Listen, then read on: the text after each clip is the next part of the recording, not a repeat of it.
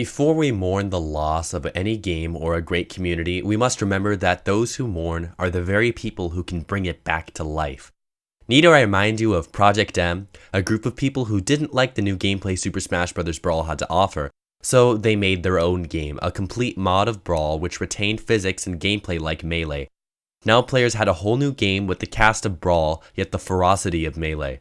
That's because of players, the people who loved the game the most.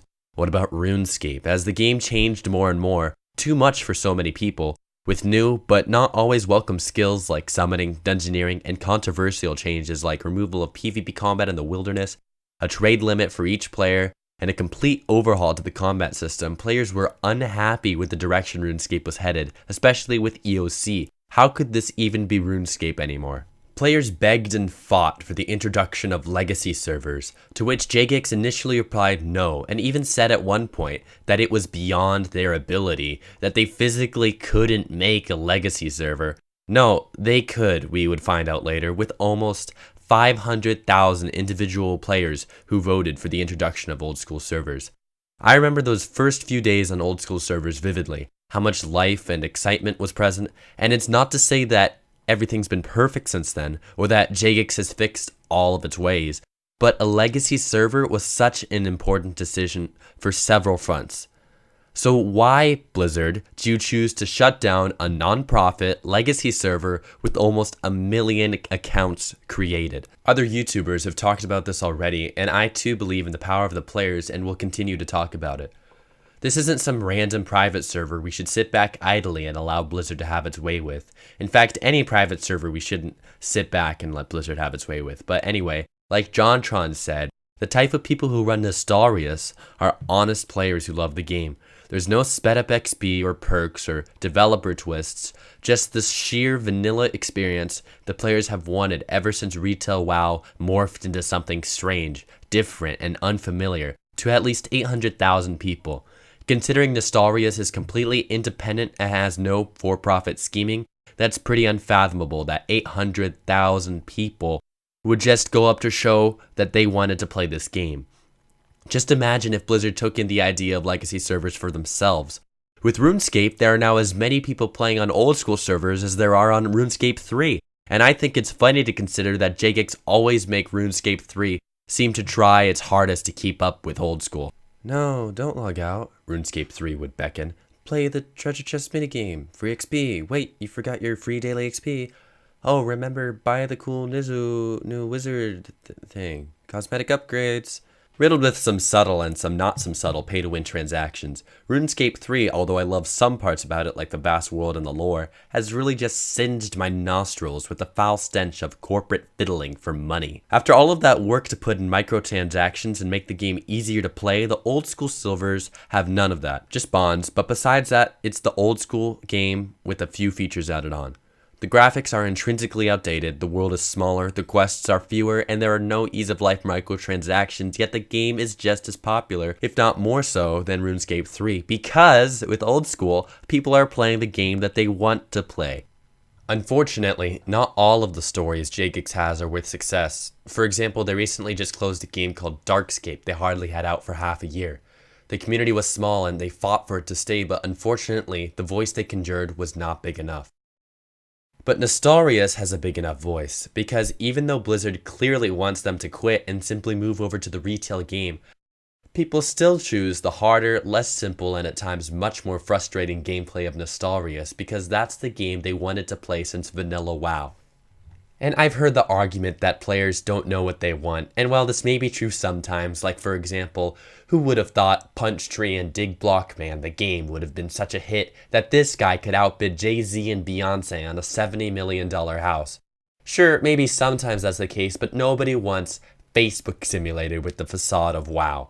We know we don't want that. I've come back over to WoW, left to Mists of Pandaria, came back in later Mists of Pandaria, then left, came back for Warlords of Draenor release, left, came back for 6.2 and left, and each time, the game became less like an RPG and more like a stagnant, Farmville-like experience. It seems, theoretically, like an impossible feat to do, but Blizzard somehow managed to kill off Azeroth, and Outland, and even Draenor, and consolidate all of the gameplay into the surface area of one table and a few extra feet in front of it.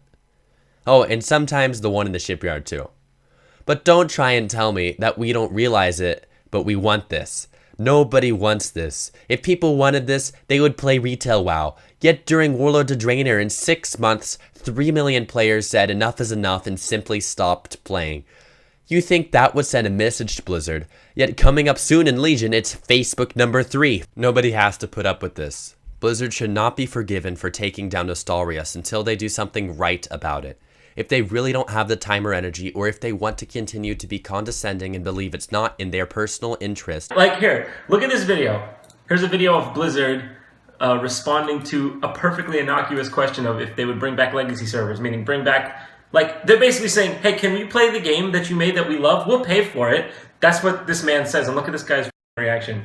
Have you ever thought about adding servers for previous expansions as they were then? No. And by the way, you don't want to do that either. You think you do, but you don't. Which in my opinion is a blatant lie to around 1 million people, then they should let Nostalrius be Nostalrius. I venture to guess that many of its players are simply just older players who wouldn't have subscribed to WoW anyway.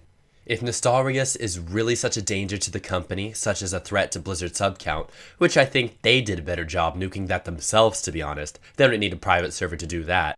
But anyway, if Nostalrius really did take away that much from Blizzard's pockets, then why doesn't Blizzard just make their own legacy servers? I'm sure they'd make a ton of money. And okay, you can look at the RuneScape community, see an old school player mock an RS3 player and say, see, told you, legacy servers are a bad idea.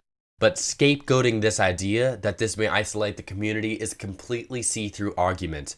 These people are equivalent to any elitist flamers on the forums or just in general assholes of the community. They only stick out because you remember them more. That's not to say there won't be trouble in introducing official legacy servers, but the amount of joy, fun, and adventure that will be delivered will exponentially knock any qualms about the servers out of the park. In summary, as seen with the RuneScape or Project Dem community for example, and I'm sure there are tons more that we can look to, we have the power to change the future. If Nostalrius dies, as disappointing as that may be, there will be another Nostalrius, and another after that, because the love for this community is a torrential downpour that cannot be mitigated. So we'll continue to rightfully argue with Blizzard and play the game we love until Blizzard lets us do it ourselves. Like I said, bringing back legacy servers won't isolate any community. If any schism were to take place, it's no fault of legacy servers, but frankly, it's the fault of Blizzard. It's not just that these people who play in Nostalrius are unaccepting of change and hate it all. Quite frankly, it seems Blizzard was once on the overall right path through Wrath of the Lich King, but you can't look at what the game's become now, this idle garrison sitting and follower dragging, a positive change for an MMORPG. And the fact we see it reused not once, but twice in the future, shows that Blizzard is just meandering farther and farther from the rich game they once had. Blizzard being insistent upon today's WoW being the only WoW accessible to players makes me think of some tyrannical leader who tries to censor any information from the past. It's almost funny. But the truth cannot be drowned. Blizzard may try to hold its head beneath the water and choke it, but it will always re-emerge once again. And the truth is, everyone wants to play WoW, and so they'll play WoW, and Blizzard cannot stop them from it. Regardless of Blizzard's decision in the long run, the players will always be the ones who decide. So maybe it's time for Blizzard to listen.